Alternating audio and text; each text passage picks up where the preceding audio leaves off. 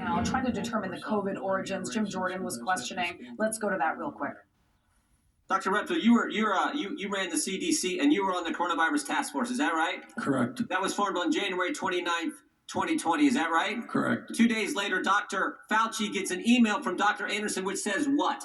Virus looks engineered, virus not consistent with evolutionary theory. Is that accurate?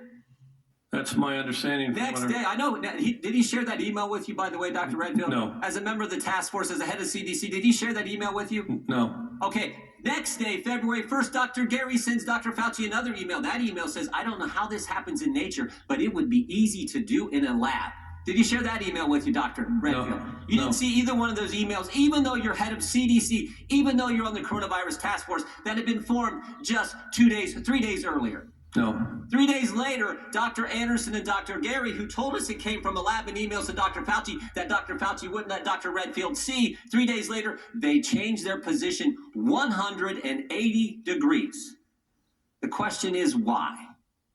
Mr. Wade, why would they change their position that fast when the only intervening event is a conference call with Dr. Fauci, the guy who wouldn't let Dr. Redfield see the very emails that they had sent him, Dr. Redfield, head of CDC on the coronavirus task force? Why would they change their position, Dr. Wade, or Mr. Wade? Well, this question does lie at the heart of the issue. What is pertinent, it seems to me, is there's no new scientific evidence that we can see that came available between these dates, the Jan 31st and Feb 4. Right, there's no new, I think you're, go ahead. So you have to ask if there were other kinds of influence available.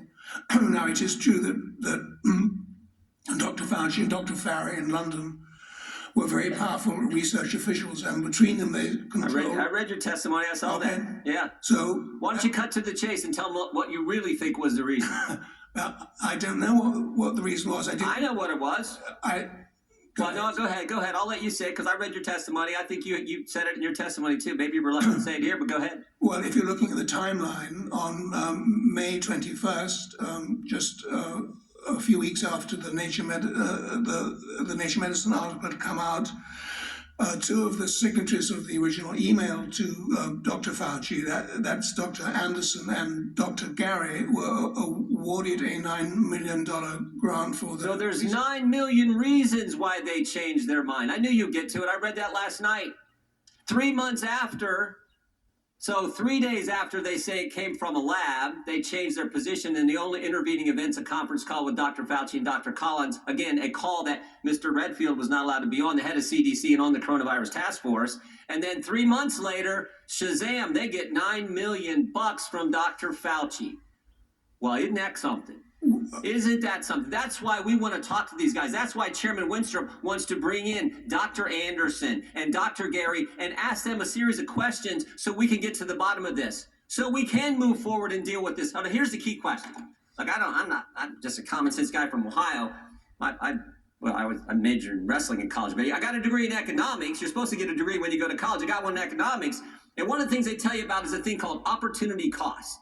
So when you're spending your time making sure that the country believes only one of these theories, you could have been doing what Dr. Redfield was doing in our government, trying to figure out how we deal with this virus. And what was Dr. Fauci doing? He was trying to cover his backside, and everybody knows it. And that's a part that ticks us off, because this is the highest paid guy in our government getting all kinds of money to tell us things that were not accurate. Because we now know U.S. tax dollars went to a lab in China, a lab that was not up to code, a lab that was doing gain-of-function research, and that's where this thing most definitely came from. And Dr. Fauci had to prove, no, he can't have that news getting out.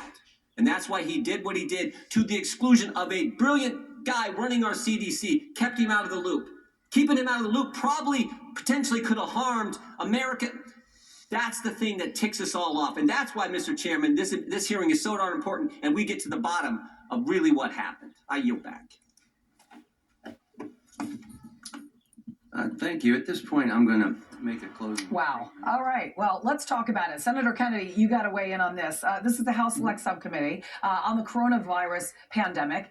There you just listened to Congressman Jim Jordan firing away questions to which he knows the answer, right? I mean, he knows that there are lies behind this administration. He knows that Fauci knew more than what he admits to, and he just wants to see accountability, as should the rest of us. We, after 3 years, millions of deaths, should know the origins of COVID, and it took for the House to be run by Republicans to finally get to the bottom of it, or at least try to.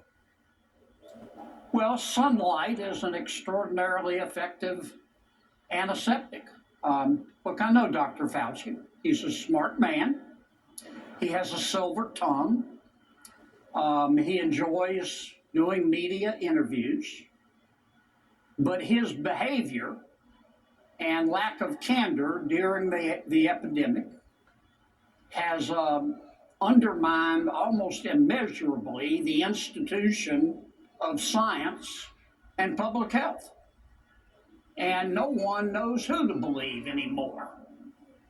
And I think it's incumbent on Dr. Fauci and his colleagues who participated with him to go in front of the American people and tell them the truth and tell them why they said what they said in light of the evidence that they had that they did not share with the American people. And that's not a political statement. That's a fact. People need to believe in science. People need to believe in public health. And when you've been through what we've been through, I just think Dr. Fauci and his team have hurt both. Yeah.